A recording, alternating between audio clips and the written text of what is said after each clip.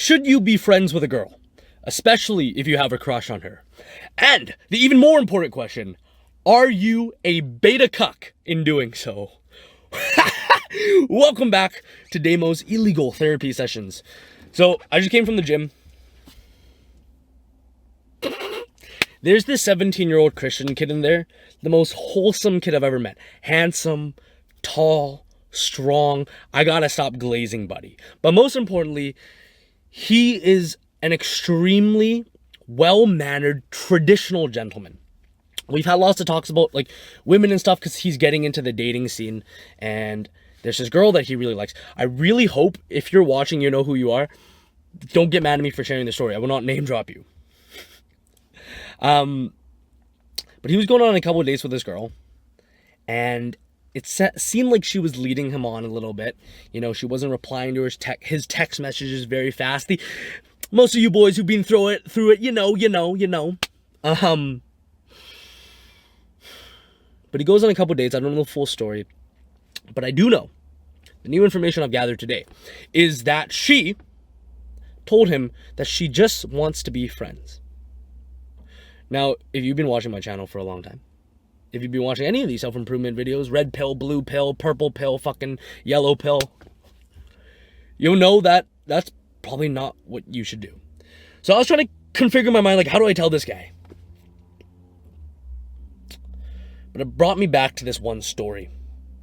When I was 13 years old, there was this girl. I'm gonna name drop her. Her name is Jillian. This was the first girl I was ever like in love with. Oh my god. This cute half Asian girl. Mind you, I'm fucking grade 8, right? And we met because we were doing a play together at my school. That's how you know you're gay. When you meet girls doing theater. That was my life. Okay. So through this play, I could tell that like she liked me, and I definitely liked her. Right? But just growing up terrified of women and not knowing how to talk to girls and never having like a father figure that taught me things like this, I never put my balls up in that sack and told her, like, let's go on a date or I have a crush on you. And even though I could tell that there was something going on, I remember even though me and her were like, we got to the point where we were so close, we would call every fucking night. We'd FaceTime every night. And this is embarrassing voice. She got a boyfriend during the time. The guy's name was Simon. This guy, he was like a very like nerdy kid. I remember he played the saxophone. He's a pretty nice guy, but he was like, you could tell there was something up with him where he was like the nerd bully. He was a nerdy kid, but he was also a bully. He like bullied everybody, right? Like the victim becomes the whatever. And he would always like take jabs at me, and him like we'd always like bully each other on the bus. But then he knew I was friends with this girl, and he was dating her now. Bro was literally dating the girl of my dreams, okay? And instead of him making fun of me more, I could tell he knew he had like the power over me, and he would like take slight jabs instead. And I fucking like that hurt, bro. I went through like I think half a year of that, and it's all my fault because I never like manned up and like said something or like moved on. And I kept there's a word in the self-improvement culture, if you don't know it, a beta cuck orbiter. Beta cuck orbiter. A beta cuck orbiter is exactly that, a guy who stays around with a girl, being their friend, secretly having feelings for them, and not saying anything about it, and just like pretending to be their friend, hoping one day she will leave the other men in her life for you. That was me. And eventually, 6 months later, they broke up. And I did not make a fucking move. And we got to a point where we were texting every night still. After she broke up with this guy, I still didn't make a move. Where we were literally telling each other, like, this is fucking 13-year-old shit. Like, I love you. This is the first girl I ever said I love you to. And we were telling each other every single night, like, before we slept, like, I love you. We'd stay up till 1 or 2 in the morning just fucking, like, professing our love for each other and shit. But I never made a move. I barely even ever gave this girl a hug, right? Oh my god, the feeling of the embarrassment is coming back, bro. That's fucking tough. So, one day, I remember I almost picked my balls back up, and I was about to just ask her to go on a fun little play date. And on that day, I discovered that she went on a secret date with my best friend. My best friend of all time. This guy was like my fucking brother, man. I confessed my deepest, darkest secrets to him. Like, and they went on a date, and to a 13-year-old, this is brutal. They kissed. And I remember we were all in a friend group, and every fucking night we would talk on Zoom together. But then this night she was like, Damien, I just need to talk to you privately on Zoom. And I felt like some weird anxiety going on. And she was like, Damien. And she told me the story. And when she said that they kissed, I remember I froze. You know that feeling when you hear like tragic news? And I'm laughing about it now because it's fucking years ago. But at the time, dude, it hurt so bad. I remember closing the laptop. She was like, Damien, wait, I closed the laptop and just fucking tears. I couldn't even make any noise, bawling my fucking eyes out. And the next day, I go up to my best friend. He was standing in line with his tray at food. I slam his tray down and he's just like apologizing, bro. I'm sorry, bro. I couldn't help it. I'm sorry. Like, we made up later. Like, for years, he was still my best friend. To this day, he apologized for it and we laugh about it. But that happened, not to that extent, but well, that's a sick car. Buddy's driving a V8 modded out fucking Mustang. It's fucking gross, man. Look, if you're gonna pick an American sports car, you might as well get the Camaro, okay? This bad boy, amazing fuel economy, never breaks down. Okay, back to the story, Damien. We're gonna stay on track. That's why we're making these videos, to teach myself how to stay on track. I hope you enjoy my little tizzy here. Okay. This happened to me over and over throughout my life where I'd be in love with a girl and she would be in a relationship. Oh, bro, I'm saying that shit right now and I'm remembering it. It's unlocking some core fucking memories. I'm in pain right now, man. Fuck. Literally my best, like, girlfriend in high school, like, bro, everybody knew I was in love with this chick. Everybody knew I had a crush on her because she was hot. And she had this boyfriend a year older, and I never fucking told her to this day. But everyone knew, right? And like, oh my god, bro. Thinking about it now, okay, let me just confess some shit to you boys. It was to the point I would go over to her house, like, almost every second week to, like, hang out. I think I, like, slept over at her house once. Her parents, like, were chill with me. Oh my god. And her boyfriend was, like, the douche kid in the grade above, right? Like, Buddy, like, talk like this, bro. Like, yeah. Fuck those guys, man. And I was just I was the beta cuck orbiter sitting there. Like, drooling, like, waiting for her. Yo! That is tough, man. Oh, my God. Anyways.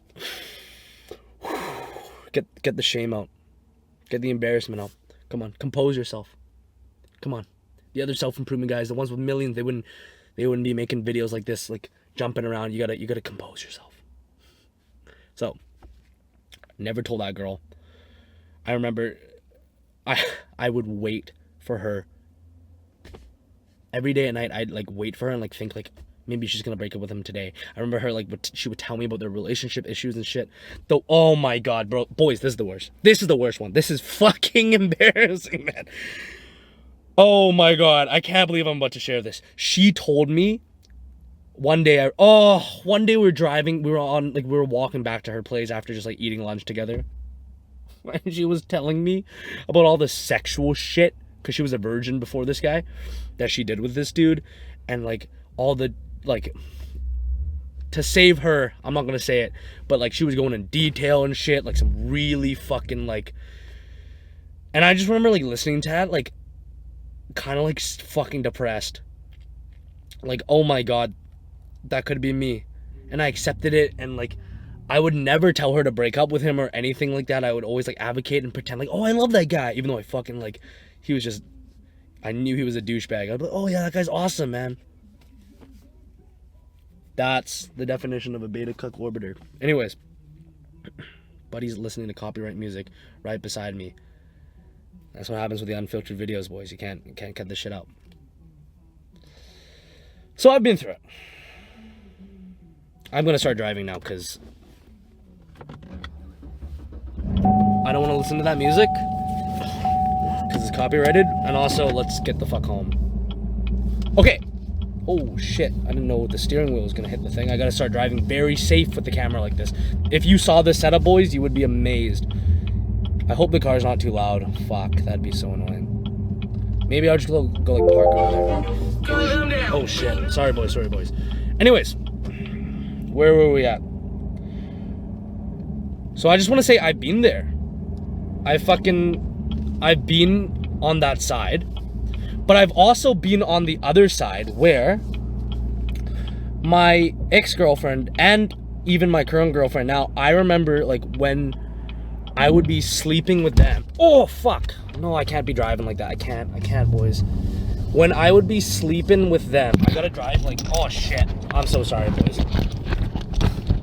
I'm new with this, boys. I'm new with this like old school, I'm new with this like vlog stuff, boys. And I promised myself no cuts. So you're gonna see it if I fuck up, okay? Oh my god. Oh, this is embarrassing. Oh my god. Okay. Okay, we're good. Just drive, just like no handover, no turning like that. Okay, boys. Okay, we're good. Anyways, with my ex-girlfriend and with my girlfriend now, I would be like sleeping with them. They would come over and they would like open Snapchat or Instagram, and I would see all these like other thirsty dudes in their DMs like asking them to hang out, and my ex-girlfriend would fucking like laugh at these guys and be like, oh, look at all these fucking like dudes, like I'm with you, I'm not with them, like they're never gonna get me, like laughing at these dudes. Well, anyways, a month later she cheats on me.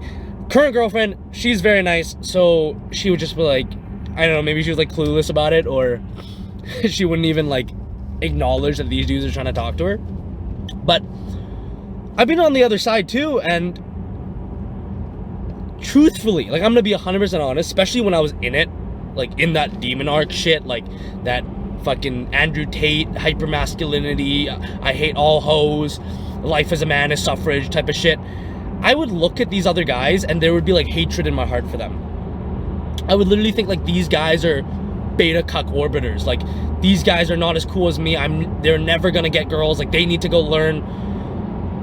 And that's genuinely like everything that I don't want to preach to you guys. That's the opposite of the Giga Chad mentality, is tearing other guys down for the stage that they are at in their life. So to the gentleman today, and to any of you guys that are interested in a girl, maybe you hit it off, maybe you had a great connection, because I know him and that girl had a great connection when they started out. Let me turn the mic a little bit so you can hear me better. I don't think that actually helps at all. I fucked it. Yo, oh, nice. If you even have feelings for a girl, even the most remote feelings, and she has told you that she doesn't want to be in a relationship. You clearly know that she doesn't want to be in a relationship. Even worse, she is in a relationship with somebody else and you are being friends with her, hanging out with her, even with the 1% chance of thinking that you could possibly wait till she's out of a relationship with somebody else and be with you. I'm gonna be 100% honest. None of that beta cuck orbiter shit, that's not what you are. You are doing yourself the biggest disservice. One, and you could say this is some toxic shit, or not all girls are like this, and I'm sure not everybody is, but the majority of people. If you are waiting around for a girl months, years even, and eventually she does break up with that boyfriend and she gets with you, she is always gonna have in the back of her mind, like, why did he wait so long? Like, could he not get any other girl? Is he not like sought after? Which is a very fair thing to think. Like, instead of thinking like, oh, yo, fuck these hoes, they're all evil and all that shit. Like, no. That's a very, like, human DNA. We want to find, like, the best suited mate. You know? And it's always going to be, like, internally we're going to be thinking, like, we don't want a partner that nobody else wants. And on the other side, another example, let me think of another case for this. It's very foggy outside, boys. It's kind of weird.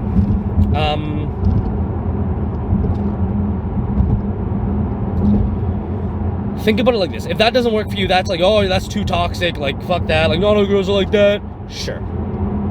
Then think about it like this. You are wasting your time, your energy, your fucking soul on somebody that doesn't even like you back. Okay? Where you could be spending that time into somebody who actually likes you for you. Somebody who does want to be in a relationship. Because I guarantee, like, no matter what stage of self-improvement you are in, even if you're on, like, the bottom of the barrel, you're just starting out, which is okay, there's some girl out there that is, like, dying to have you. And even more importantly, there is... Whoa, that was the sickest Porsche 911. Holy fuck. There is multiple possible future wives out there, boys. Like the traditional, feminine, whatever the fuck you want, you know, like the future wives that are perfect for you out there waiting for the evolved Giga Chad version of you. They are waiting for that version of you that gets on the self-improvement, that works on their mind, their body, their soul, that starts working out 3, 4, 5, 6 times a week, that starts meditating, gratitude journaling, becoming a better person. They are waiting, but they will go away if you don't start improving yourself, okay? So let me think of where I want to go with this conversation. I personally believe every human has an intrinsic value in them that you have built up through your pain, your suffrage, your greatness, your excellence. Everything in your life, even your mediocrity, has built you into a type of person that is capable of doing great, beautiful fucking things, boys. Okay? And I hate it. I want to be the guy in the YouTube that's like the anti-other self-improvement guys, because I hate it when they just bash you down, because that doesn't do shit. That keeps you in this negative space where all you can do is just keep coming back to their videos, getting that mental masturbation, that little bit of dopamine, but you never actually change.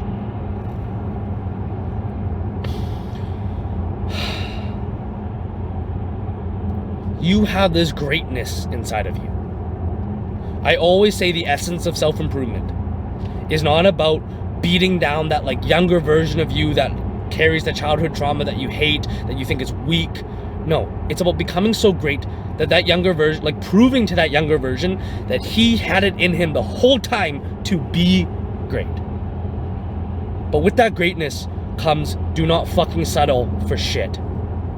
Do not settle for that girl who doesn't want you back. Do not settle for that D-gen who's smoking weed all day, cheating on you, fucking a ton of guys just because you feel a pair bond.